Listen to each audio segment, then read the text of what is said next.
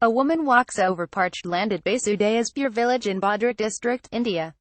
Much of South Asia is getting increasingly hot and humid, a trend now predicted to accelerate unless greenhouse gases are limited. Photograph by Biswaranjan Rout. AP South Asia, where only a fifth of the world's people live, could face summer heat waves that are impossible to survive without protection, thanks to global warming, new research suggests. Hardest hit regions are in northern India, Bangladesh, and southern Pakistan, home to 1.5 billion people. These are also among the poorest regions in South Asia. Many are dependent on subsistence farming that requires long hours of hard outdoor labor.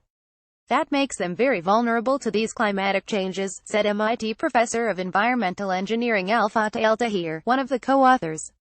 The study shows that on the current business-as-usual trajectory of carbon emissions, these deadly heat waves could hit the region within a few decades, with potentially devastating impacts on the fertile Indus and Ganges river basins that produce much of the region's food supply. However, cuts in carbon emissions as pledged under the 2015 Paris Climate Agreement dramatically reduces the risk to the region. Emission cuts will make a big difference in the lives of the most vulnerable people in the region. This is not an abstract concept, said Al-Tahir. The study, published Wednesday in Science Advances, used state-of-the-art climate models to project potential future heat and humidity in South Asia, already one of the warmest regions of the world. Hot weather's most deadly effects result from a combination of high temperature and high humidity, called a wet bulb temperature.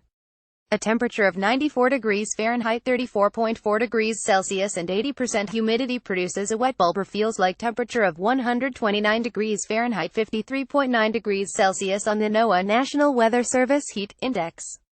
This is considered extremely dangerous without some way to cool down. Climate Change 101 with Bill Nye at a wet bulb temperature of 35 degrees Celsius or 167 degrees Fahrenheit feels like 100 degrees Fahrenheit with 85% humidity. For example, the human body cannot cool itself enough to survive more than a few hours. Such conditions are quite rare currently. However, lower temperatures are often deadly. A 2015 heat wave that killed at least 3,500 in India and Pakistan saw wet bulb temperatures around 122 degrees Fahrenheit 50 degrees Celsius.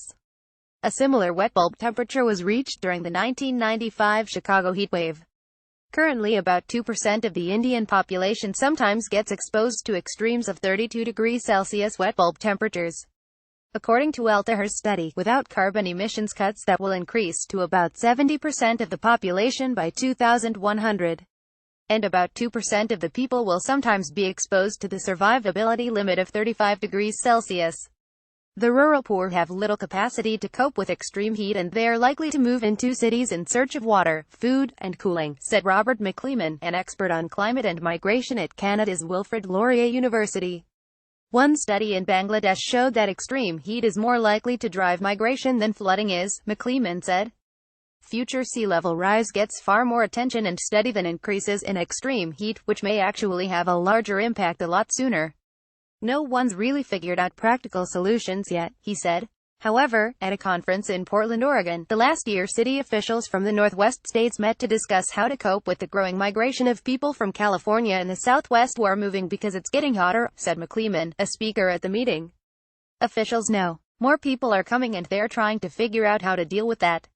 While Florida and the southeast states will also face more extreme heat, America's dangerous heat zone is in the middle of the country from Minnesota, along the Mississippi River Valley to New Orleans, said Richard Rood, a meteorologist and climate expert at the University of Michigan.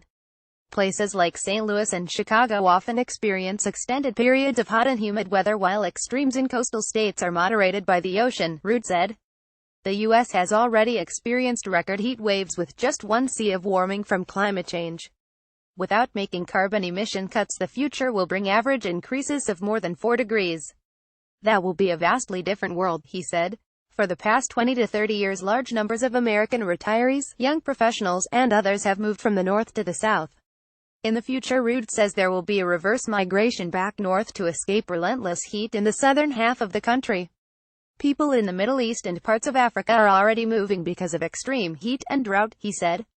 Reducing our carbon emissions now will really make a difference in the future. Correction: a previous version of this article incorrectly converted 129 degrees Fahrenheit. 129 degrees Fahrenheit converts to 53.9 degrees Celsius. This article was also updated to reflect that a deadly 2015 heat wave registering at 122 degrees Fahrenheit had a wet bulb temperature of 50 degrees Celsius.